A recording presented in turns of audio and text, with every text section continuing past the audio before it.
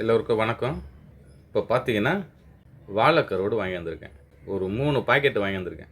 வெளியே கடையில் கிடைக்கும். அது 10 ரூபா பாக்கெட்டு, 20 ரூபா பாக்கெட்லாம் இந்த வாழைக்கருவாடு கிடைக்கும். இந்த கருவாடு வறுவல் எப்படி செய்கிறதுன்னு உங்களுக்கு செய்து காட்ட போகிறேன். ஃபஸ்ட்டு என்ன பண்ண போகிறேன், இது ஊற வச்சிடறேன். தண்ணியில் போய் ஒரு 5 நிமிஷம் இல்லைன்னா 10 நிமிஷம் ஊறட்டும். தண்ணியில் ஊறின உடனே நம்ம அப்போ க்ளீன் பண்ணி வேலையை ஸ்டார்ட் பண்ணுவோம். கொஞ்ச நேரம் தண்ணியில் ஊறட்டும். இப்போ பாருங்கள், வாழைக்கருவாடு ஒரு 3 பாக்கெட்டு வாங்கியிருந்துக்கிறேன். 10 ரூபா பாக்கெட்டு ஊற வச்சுட்டேன். இப்போ லைட்டாக என்ன பண்ணுறோம், இது நல்லா கழுவணும். கருவாடு இந்த மாதிரி 2-3 தடவை தண்ணி ஊற்றி அரைச்சி கழுவுங்க. எவ்வளோ அழுக்கு வருது பாருங்கள். இந்த மாதிரி 2-3 தடவை கழுவிக்கணும். இப்போ என்ன பண்ண போகிறேன்னா, இந்த மிளகாத்தூள் நம்ம வீட்டில் அரைச்சி வச்சா பாருங்கள் எவ்வளோ அழகாக இருக்குது பாருங்கள். சூப்பராக அரைச்சி வச்சுருக்கோம். ஒரு ஸ்பூன் இதில் போட்டுக்கிறோம்.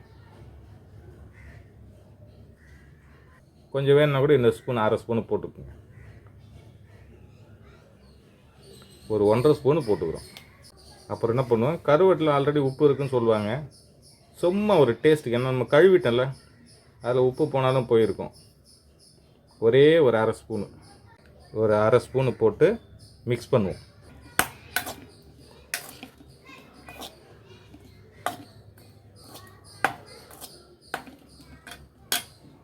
இந்த மாதிரி மிக்ஸ் பண்ணி வச்சுருங்க. கருவாடு கழுவுனோடனே அந்த ஈரத்தோடவே மிளகாத்தூள் போட்டு அந்த உப்பு போட்டு மிக்ஸ் பண்ணி வச்சுருங்க. அப்போ தான் அந்த மிளகாத்தூள்லாம் ஒட்டும் கருவாட்டில். ரொம்ப காஞ்சி போச்சுன்னா ஒட்டாது. பாருங்கள் அவ்வளோ அழகாக ஒட்டியிருக்கு பாருங்கள். அந்த ஈரத்திலே லைட்டாக ஈரத்திலே கிளறி விட்டு ஒரு 2 நிமிஷம் ஊறட்டும். அதுக்கப்புறம் நம்ம வறுக்க ஆரம்பிச்சிடலாம். 2 நிமிஷம் ஆச்சு ஊறி போதும். இப்போ நெக்ஸ்ட்டு நம்ம அது எப்படி செய்கிறோன்னு பார்ப்போம். இப்போ அடுப்பில் வச்சுட்டோம். இப்போ எண்ணெயை ஊற்ற போகிறோம்.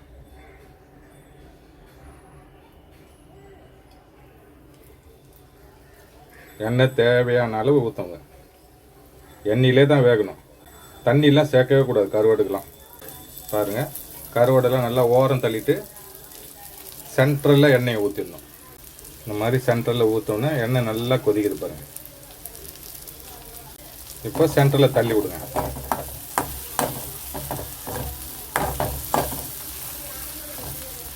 நல்லா எண்ணெயிலே வேகணும் வாழைக்கருவாடு. இதில் என்ன ஸ்பெஷல்னா, எல்லாரும் கருவாடு வறுக்கிறாங்க. நீ என்ன புதுசாக செய்ய போகிறேன்னு கேட்குறீங்களா? பாருங்கள், புதுசாக ஒன்று செய்ய போகிறேன். ஆமாங்க, எல்லாம் கருவாடு சேமாக தான் வறுக்கிறாங்க. நீ என்னத்தை புதுசாக செய்ய போகிற அப்படின்னு கேட்குறீங்க. புரியுது எனக்கு. ஒரு டிஃப்ரெண்ட்டான ஒரு ஐட்டம் சேர்க்க போகிறேன். இது வரைக்கும் யாருமே அது மாதிரி சேர்க்க மாட்டாங்கன்னு நினைக்கிறேன்.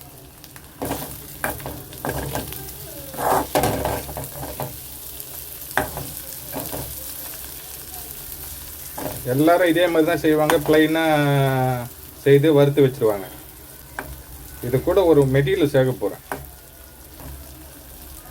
அந்த மெட்டீரியல் சேர்த்தோன்னு வச்சிங்களேன், சூப்பராக இருக்கும் கருவாடு. உடம்புக்கு எந்த தொந்தரவும் வராது. சில பேர் கருவாடு சாப்பிட்டோன்னே நெஞ்சு எரிச்சல் இருக்குது, காரமாக இருக்குது, அப்படிலாம் இருக்குது. அதுக்கு தான் ஒரு சேர்க்க போகிறேன் ஒன்று. அது என்னன்னு பார்த்தீங்கன்னா, இப்போ பாருங்கள், அதாங்க பூண்டு. இந்த பாருங்கள், இந்த பூண்டு உரித்து வச்சுருக்கேன். அழகாக உரித்து வச்சுருக்கேன் பாருங்கள். ஒரு 10-15 பல்லு பூண்டு உரித்து வச்சுக்கங்க. இதை அதை கூட சேர்த்துருங்க. இந்த பூண்டு இதை கூட சேர்த்து நீங்கள் வறுத்தீங்கன்னா பிரமாதமான டேஸ்ட்டு. இதுதான் நம்மக்கிட்ட இருக்கிற ஸ்பெஷலு. இந்த பூண்டு சேர்த்து இது கூட வறுத்துடுங்க. டேஸ்ட்டு அவ்வளோ அருமையாக இருக்கும்.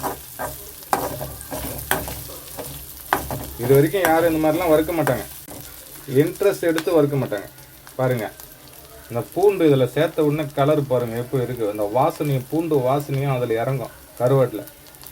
இப்போ நெஞ்சு எரிச்சல், அஜீரண கோளாறு இதெல்லாம் வரவே வராது. இந்த பூண்டு அதில் சேர்த்து வறுத்திங்கன்னா கருவாடு டேஸ்ட்டாக இருக்கும். இதுக்கு பேர் தான் பூண்டு கலந்த வாழை கருவாடு வறுவல்.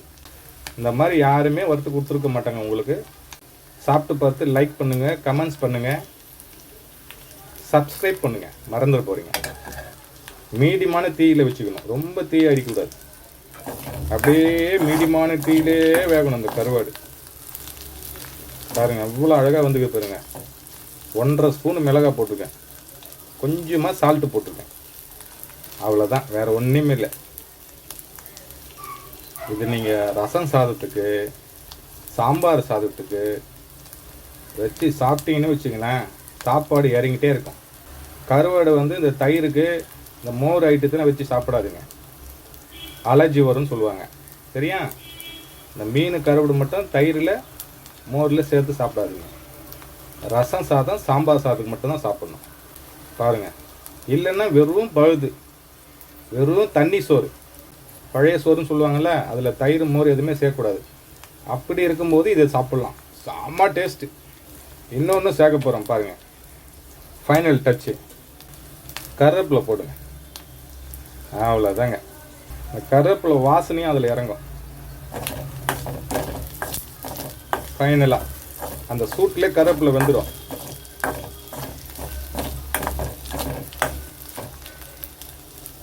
ஒரே நிமிஷம் மூடி வைங்க, நல்லா வெந்துடும் கருவாடு. 1 நிமிஷம் ஆச்சுங்க, இப்போ திறந்து பார்ப்போம். பாருங்க, அவ்வளோதாங்க, வெந்து போச்சுங்க, சூப்பராக வெந்துருச்சு பாருங்க. அந்த பூண்டு லைட்டாக வெந்து போச்சு, நல்லா கருவேப்பிலை வெந்து போச்சு, அவ்வளோதான், ஆஃப் பண்ண வேண்டியதான். பூண்டு கலந்த வாழை கருவாடு வறுவல் ரெடிங்க. இவ்வளோ அழகாக இருக்குது பாருங்கள், பூண்டுலாம் வெந்து போச்சு பாருங்கள். இது சேர்த்து சாப்பிட்டீங்கன்னா அவ்வளோ அருமையாக இருக்கும். ரசம் சாதம், சாம்பார் சாதம், தண்ணி சாதம், இது 3த்துக்கும் செம்ம காம்பினேஷன். இதாங்க ஸ்பெஷலு. இப்போ நான் கருவாடு வறுக்கிறதுல எல்லாம் ப்ளைனாக வறுத்துருப்பாங்க, இந்த மாதிரி பூண்டு போட்டு யாரும் வறுத்தது நீங்கள் பார்த்துருக்க மாட்டீங்க. இந்த பூண்டு ஃபைனலாக ஒரு கருவேப்பிலையில் போட்டு வறுத்தீங்கன்னா கம்ம கம்ம கம்மான்னு வருது பாருங்கள் வாசனை. சாப்பிட்டு சொல்லுங்கள் எப்படி இருக்குன்னு. அதே சமயத்தில் லைக் பண்ணுங்கள், கமெண்ட்ஸ் பண்ணுங்கள், சப்ஸ்கிரைப் பண்ணுங்கள், பெல் பட்டனை கண்டிப்பாக அழுத்துங்க. நன்றி, இன்னொரு வீடியோவில் சந்திப்போம்.